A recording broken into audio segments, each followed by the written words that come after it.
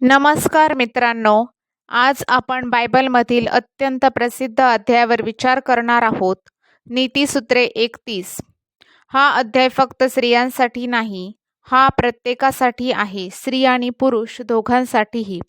प्रश्न असा आहे, आजच्या काळामध्ये सद्गुणी म्हणजे नेमकं काय? चला देवाच्या वचनातून समजून घेऊया.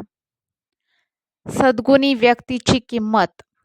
नीतिसूत्रे अध्याय 31 वचन 10. सद्गुणी स्त्री कोणाला सापडेल तिची किंमत मोत्यांहून अधिक आहे.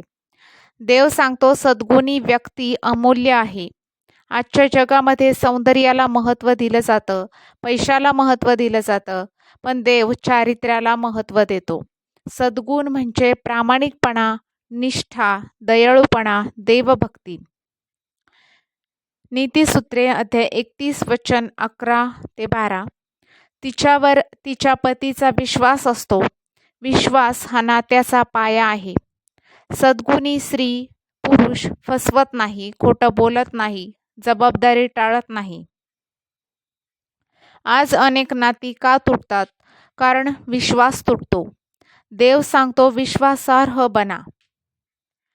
नीतिसूत्रे अध्याय 31 वचन 13 ते 19. ती मेहनती आहे, ती आळशी नाही. हा संदेश पुरुषांसाठीही आहे. सद्गुणी व्यक्ती वेळ वाया घालवत नाही, कुटुंबासाठी कष्ट करते, भविष्याची तयारी करते. देवाला मेहनती लोक आवडतात. नीतिसूत्रे अध्याय 31 वचन 20. ती गरिबांसाठी हात पुढे करते. सद्गुण म्हणजे फक्त चांगलं बोलणं नाही, ते कृतीमध्येच देखील दिसायला हवं. आपण गरजूंना मदत करतो का, की फक्त स्वतःपुरते जगतो?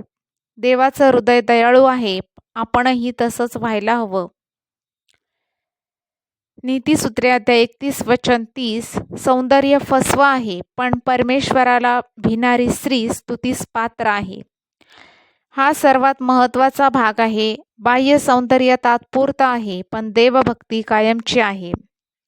सद्गुणी स्त्री पुरुष म्हणजे जो देवावर प्रेम करतो, जो देवाला प्रथम स्थान देतो, जो प्रार्थना करतो आणि जो वचनानुसार जगतो.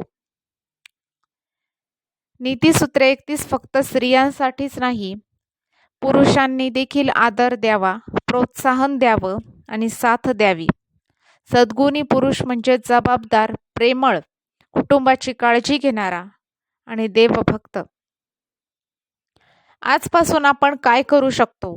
रोज 5 मिनिटे प्रार्थना करा, खोटं बोलणं टाळा, कुटुंबासाठी वेळ द्या, आळशीपणा सोडा, देवाला प्रथम स्थान द्या. मित्रांनो, जग बाहेरून चमक दाखवतं, पण देव आतलं हृदय पाहतो. तुम्हाला सुंदर दिसण्यापेक्षा देवाला प्रिय व्हायचं आहे का? सद्गुणी जीवन जगणं कठीण आहे, पण देवाच्या मदतीने ते शक्य आहे. प्रार्थना करा. प्रभू, मला सद्गुणी बनव, माझ्या चारित्र्यामध्ये शुद्धता दे, माझ्या कुटुंबासाठी आशीर्वाद बनव आणि तुला प्रथम स्थान देण्याची कृपा दे. आमेन.